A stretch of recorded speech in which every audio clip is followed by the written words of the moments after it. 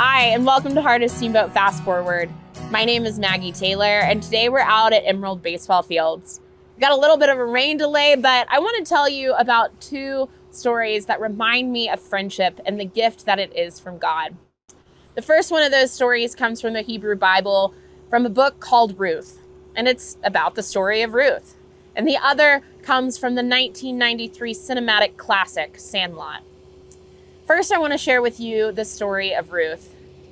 Ruth is the name of a woman who ends up marrying the son of a woman named Naomi. Naomi and her husband and her two sons had left the land of Judah and moved to Moab. And while they were there, unfortunately, Naomi's husband dies. And her sons married these two wonderful women, Orpah and Ruth. After they're married, unfortunately, her two sons die as well. And so Naomi is left with no husband and no sons. Ruth and Orpah start following Naomi back to her homeland of Judah because that seems to be the only thing that they can do.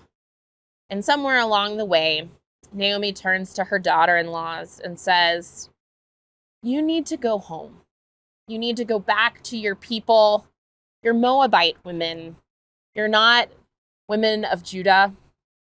And I can't give you another husband for you to marry. So go back home and hopefully find happiness and find this longevity of having someone to live out the rest of your days with."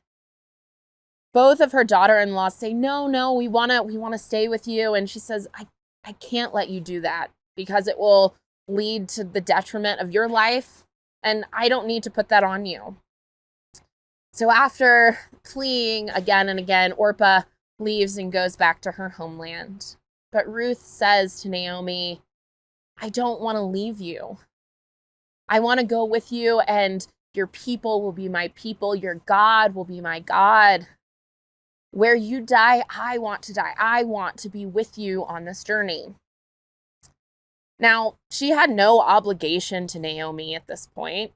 Her son, her husband had died, and there was no reason for her to take this trek away from all of the people who she loved and knew and all of the tradition she knew back to Judah. But she wanted to go. And she wanted to go because Ruth was her friend, because Naomi was her friend.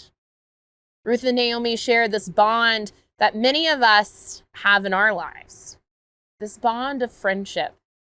This bond that doesn't require blood or marriage or any other type of legal or physical obligation to tie us to, but is so important to us.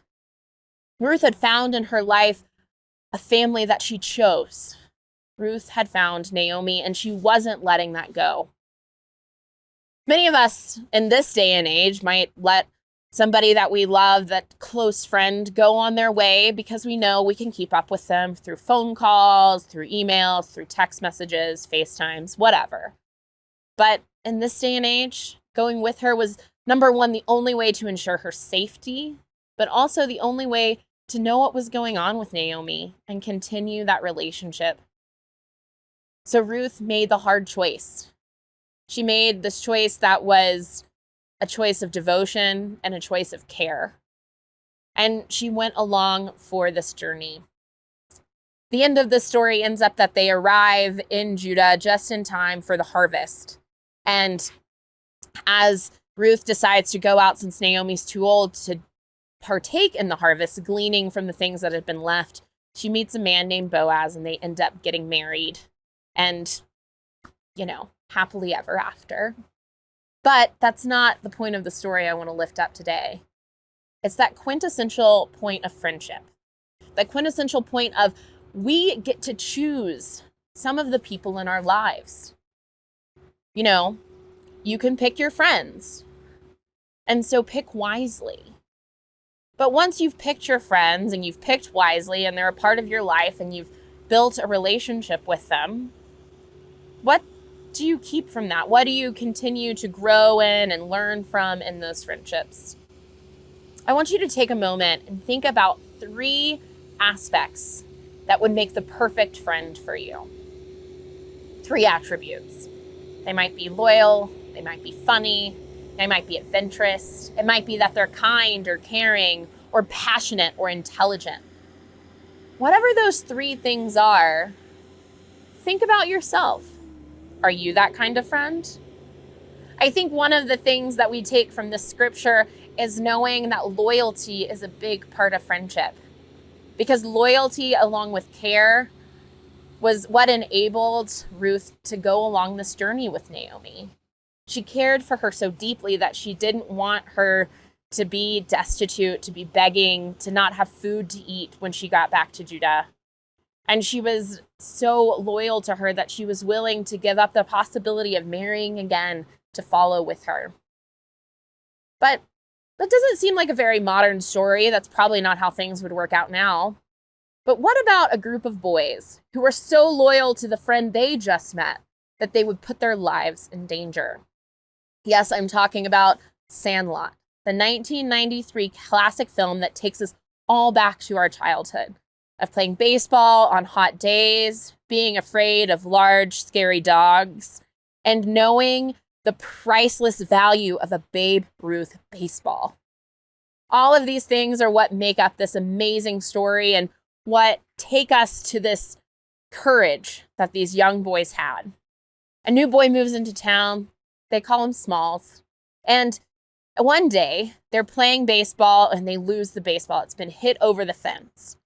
Now, this isn't any fence that you can cross. This is a fence that's guarded on the other side by the beast.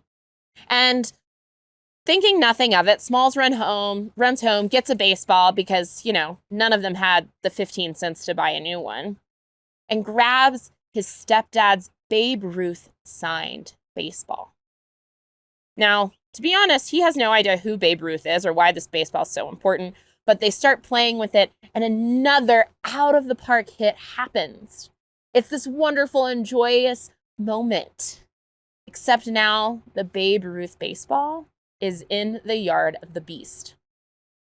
The story continues on of these boys trying all different types of tactics to get this baseball back, to save it, before Small's stepdad gets back from his business trip. And even though they finally do it when they get it, it's gross and dirty and it's not a great baseball. But the story of their friendship and commitment to each other is a beautiful one. It's this group of boys that their only interaction that summer was playing baseball, hanging out, and having fun. There doesn't seem to be any real deep themes to this movie, but I think there are. One, they're loyal to each other even when things are difficult. No one wants to go in the yard of the beast. But one of them, Benny Rodriguez, jumps the fence and gets the ball back. He then gets chased by the beast all through town, showing his commitment not only to his friend in this baseball, but also that he's caring for his friend. He knows he's dead meat if he doesn't get that baseball back, and he's willing to run his butt off to get it back for him. And all the other friends that join together, chasing after them through town, making sure that this isn't the end of Small's story because his stepdad just can't stand to look at him anymore. It's a beautiful story of loyalty and care. And it shows us that not even a summer is too short of a period of time to develop that. Have you ever heard the saying, you can't make new old friends? I don't know if that's necessarily true. A lot of our friends do come from our childhood. They come from those baseball fields and weekends on the river and spending time going to the movies and cutting class and whatever else you did in your childhood. But if a summer is a long enough time to make good friends, what are you doing this summer? How are you going to take the time that you have in front of you to express loyalty and care? Maybe for an old friend. Maybe it's picking up the phone and giving someone a call.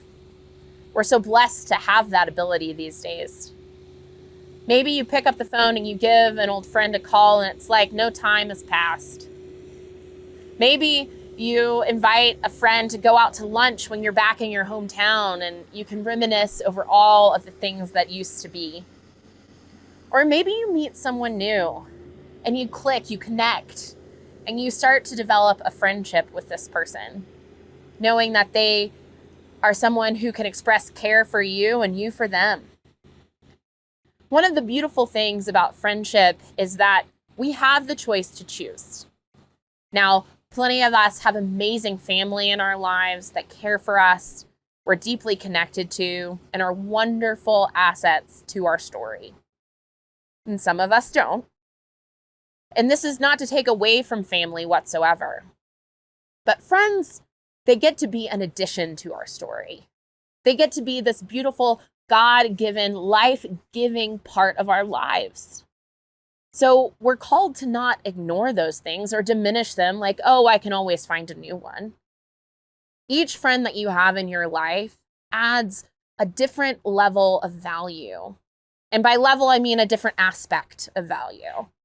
There's the friend you go to when you want to laugh, or maybe the one that you need to vent to. Friends create this beautiful mosaic in our lives. They are the family we choose, and they get to be as diverse as we want them to be, with different talents and different gifts. But the two things that I think we must make sure we are and we look for in our friends is loyalty and care. So as you think about your friends today, how can you show those two things? Is it circling back around to someone you haven't talked to in a while? Is it offering to do a favor for someone in which they feel no need to repay? How can you be a good friend? Maybe it's not as dramatic as Ruth and Naomi, and maybe it's not as dangerous as Benny and Smalls.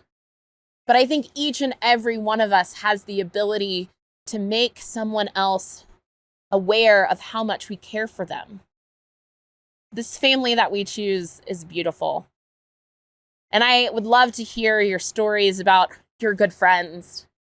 What made you friends? What experiences bound you together? And see where that friendship is today. I hope that it's continuing to grow and continuing to be blessed. And you're continuing to make new memories. Friendship is not only a gift from God, but it's a blessing we get to share. It's a give and take, not always 50-50, sometimes 80-20, sometimes 60-40, but it is a blessing.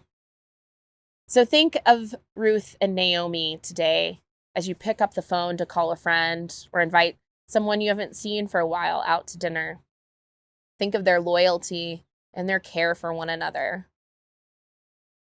Think of the ways that we can be loyal, the ways that we can care, and the genuine grace that we give as part of our lives. I would love to hear about your mosaic. I would love to hear about your friends, the family you choose. Amen.